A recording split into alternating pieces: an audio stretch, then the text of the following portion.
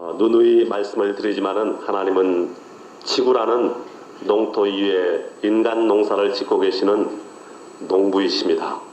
농사를 짓다 보면은 논밭에는 곡식만 나는 것이 아니라 가라지도 나서 곡식을 괴롭힙니다. 그리고 곡식이 나도 모두 다 알곡이 되는 것이 아니라 껍질만 있고 알맹이는 없는 쭉정이도 있다는 것입니다. 지난주에는 곡식과 가라지 이 두 가지를 비유로 해서 인생의 두 길이라는 제목으로 말씀을 드렸습니다. 말하자면 인생에는 곡식의 인생과 가라지의 인생이 있다는 것입니다. 그리고 곡식의 인생은 교회를 다니는 교인의 인생이요, 가라지의 인생은 불신의 인생인 것입니다. 이번 주에는 곡식 중에서도 알곡과 쭉정이가 있는데 이 두 가지를 비유로 해서 믿음 안에 두 길, 이런 제목으로 하나님의 말씀을 대언하고자 합니다. 밤 하늘을 바라보고 있으면 많은 생각을 하게 됩니다. 도시에서는 찬란한 불빛 때문에 별빛이 잘 보이지를 않습니다. 그러나 시골 산골 마을에 가면은 이름 있는 별들뿐만 아니라 항성들뿐만 아니라 은하수까지도 명료하게 관찰을 할 수가 있습니다. 밤 하늘에는 우리 육안으로 볼 수 있는 별들은 빙산의 일각도 안 되고 보이지 않는 별들이 그 수를 헤아릴 수도 없이 많습니다. 그리고 그 보이지 않는 별들은 지구로부터 너무 멀리 떨어져 있기 때문에 볼 수가 없는 것입니다. 지구상에 현재 살고 있는 사람들의 수가 60억이라고 그러는데 이 지구와 태양이 속해 있는 우리의 은하계에는 약 1000억 개의 별들이 있다고 그럽니다. 그리고 이 우리의 은하계 정도 되는 별이 은하가 말하자면 1000억 개 정도의 별을 가진 우리의 은하계만한 은하계가 우주에는 또 1000억 개 정도 있다고 그럽니다. 그러므로 온 우주에 있는 별들의 수는 1000억 곱하기 1000억 개죠. 저는 우연히 국어사전을 뒤적이다가 놀라운 것을 발견을 했습니다. 그것은 수에 관한 것입니다. 뭘 발견했느냐? 어린 아이들이 1, 10, 100, 1000만, 억, 조 다음에는 경이 있고 그리고 그 다음에는 해가 있다고 그러길래 그것을 확인하기 위해서였습니다. 우리는 조까지만 배웠는데 정말로 이 경과 해가 있는지 확인을 하기 위해서 찾았었습니다. 그랬더니 정말로 경과 해가 있어요. 그런데 그게 놀라운 일이 아닙니다.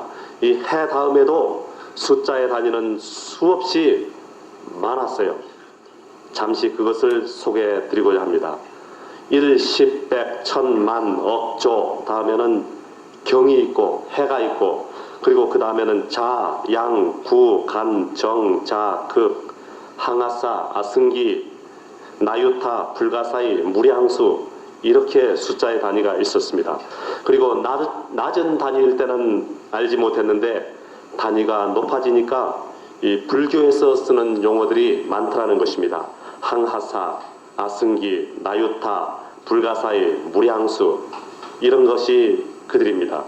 이 국어사전을 찾아보면 이 항하사라는 것은 버머라고 되어 있습니다. 이 버머라는 것은 산스크리트어, 고대 인도 아리안 말입니다. 불경이 이 버머로 기록이 됐다는 것입니다.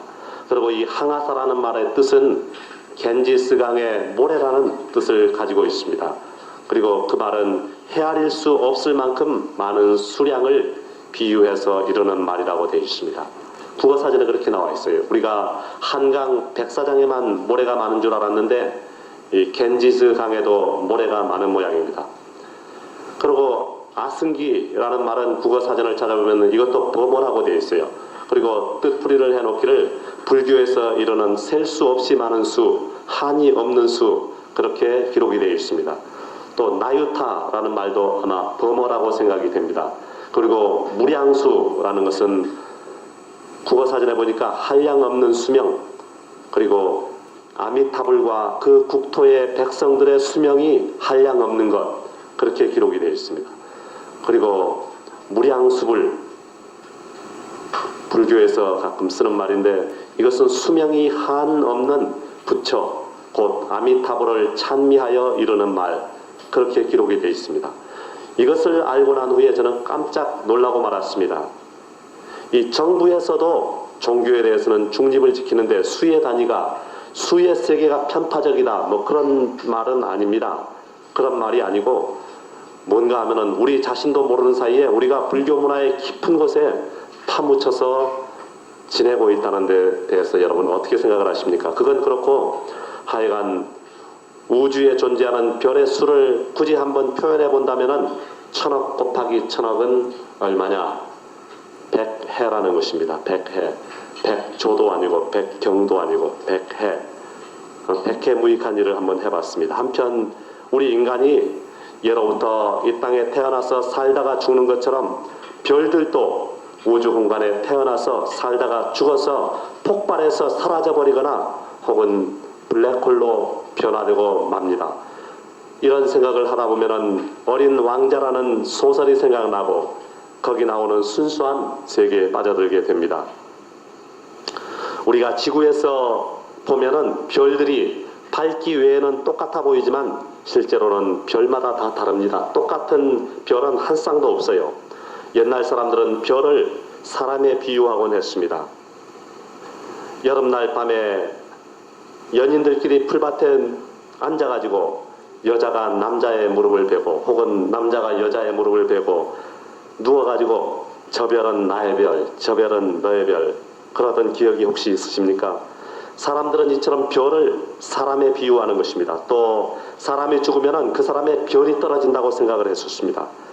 유성이 밤 하늘을 가르면서 떨어지면 또 큰 인물이 하나 죽나 보다, 그렇게 생각을 했던 것입니다. 이 별과 별이 서로 다르듯이 저의 경험에 의하면 사람과 사람도 다 다르다는 것입니다. 그리고 겉모습만 다른 것이 아니라 속마음도 다 다르더라는 거예요. 각 사람이 하나의 별이요 하나의 우주라는 것입니다. 여기서 우리의 지난 날들을 한번 생각을 해보십시다. 우리가 사람과 사람이 만나서 인연을 맺고 결혼을 하고 그러지 않습니까? 저의 경우에 그렇게 해서 결혼을 해서 딸 둘 아들 하나를 두었습니다. 그리고 처가 쪽으로 보면 장인 장모가 있고 처남 둘 처제 둘을 두었었습니다. 그리고 우리 가정에는 독특한 우리 가정만의 분위기가 있습니다. 그런데 만일 그때 다른 사람과 결혼을 했다면 어떻게 됐을까? 지금과는 전혀 다른 결과를 초래했을 것입니다. 자녀의 수라든지 성비라든지 이런 게 다를 수가 있어요. 처가도 전혀 다른 형편이었을 수가 있을 것입니다.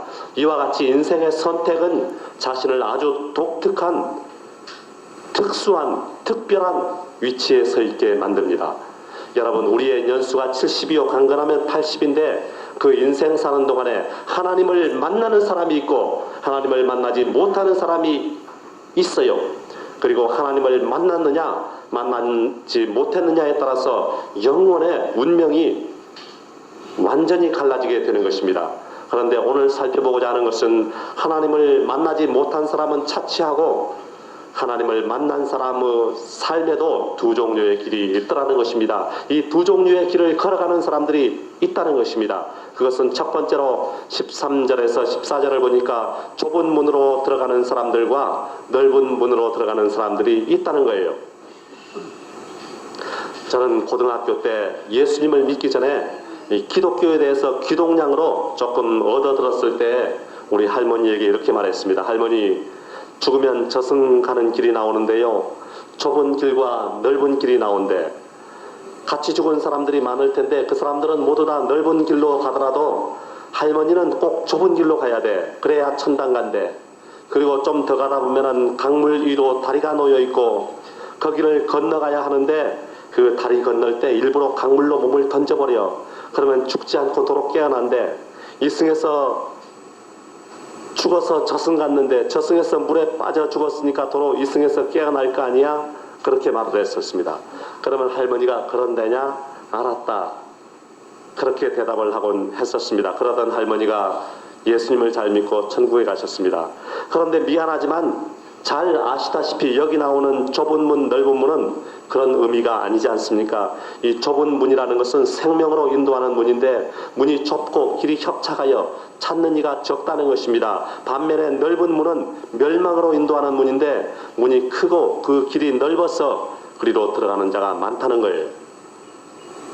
이것은 믿는 자와 믿지 않는 자의 이야기가 아닙니다. 신앙 안에서의 두 길인 것입니다. 똑같이 예수를 믿고 똑같이 하나님을 아버지로 모시고 사는데 이 넓은 길, 가기 쉬운 길, 육신을 따라 사는 길을 걸어가는 사람들은 멸망으로 떨어지겠다는 것입니다. 반면에 좁은 길, 가기 어려운 길, 성령을 따라 살아가는 사람들은 생명의 영생에 들어가겠다는 거예요. 우리는 육신을 가지고 있기 때문에 성령을 따라서 사는 것이 참으로 힘듭니다. 그러기에 육을 죽이고 영을 따라서 살려고 하니 좁은 길이요 가기 어려운 길인 것입니다. 그러나 그 길의 종말에는 반드시 보답이 있는 것입니다. 그러므로 좀 힘들더라도 천국으로 인도하는 좁은 문을 따라서 걸어가게 되시기를 주님의 이름으로 축원합니다. 두 번째로 15절에서 20절을 보니까 좋은 열매 맺는 나무와 나쁜 열매 맺는 나무가 있더라는 것입니다. 우리 속담에 콩 심은 데서 콩 나고 팥 심은 데서 팥 난다, 그런 말이 있습니다. 자연은, 특히 흙은 우리에게 심은 대로 거두는 법칙을 실감나게 만듭니다. 그러나 이 심은 대로 거두는 법칙은 자연의 법칙만이 아닙니다. 그것은 우주의 법칙이요 보이는 세계뿐 아니라 보이지 않는 세계의 법칙인 것입니다. 흙이 심은 대로 열매를 내듯이요 우리 인간도 심은 대로 열매를 내는 것입니다. 악한 생각을 심으면 악한 행실로 열매가 맺힙니다. 그리고 악한 행실에 씨를 뿌리면 생활에 저주의 열매가 맺히는 것입니다. 그리고 선한 생각을 심으면 선한 행실로 열매가 맺히고 선한 행실에 씨를 뿌리면 생활에 축복의 열매가 맺히는 것입니다. 임신한 여인은 태교의 힘을 씁니다. 어찌하든지 좋은 생각을 하고 과일까지라도 못생긴 것은 안 먹고 잘생긴 것을 골라서 먹어요. 우리 성도들은 영적 자아, 말하자면 장래 영원 세계에서 살 자아를 임신하고 있다고 할 수 있습니다. 우리는 모두 다 태교를 하고 있는 사람들이에요. 좋은 생각을 해야 좋은 영적 자아가 형성이 되는 것입니다. 항상 예수님 생각을 해야 예수님을 닮은 영적 자아를 출산하게 되는 것입니다. 좋은 생각, 선한 생각, 하나님 생각은 선한 행실을 낳습니다. 그리고 선한 행실은 생활에 축복을 가져다 주는 것입니다. 주님은 마태복음 7장 19절에서 20절까지 말씀하신 것을 보면은 아름다운 열매를 맺지 아니하는 나무마다 찍혀 불에 던지우느니라. 이러므로 그의 열매로 그들을 알리라. 그렇게 말씀을 했었습니다. 여러분은 모두 다 아름다운 열매를 맺어서 복간에 들어가게 되시기를 주님의 이름으로 축원합니다. 나쁜 열매를 맺어서 불에 던짐을 받는 사람이 한 사람도 없게 되시기 바랍니다. 하나님은 우리가 예수님을 믿고 이 세상 살다가 천국 들어가는 것을 농사의 비유를 했었습니다. 요한복음 15장 1절을 보면 내 아버지는 농부라고 말씀을 하고 있습니다. 하나님 아버지가 농부예요. 농부로서 사람 농사를 짓고 계시는 것입니다. 그러면 우리 하나님의 파종에서 추수까지 한번 살펴보십시다. 이 씨 뿌림에서 거둬들임까지, 이것은 우리 인간이 논밭에 농사를 짓는 것과 어찌 그리 똑같은지 알 수가 없어요. 먼저 씨를 뿌립니다.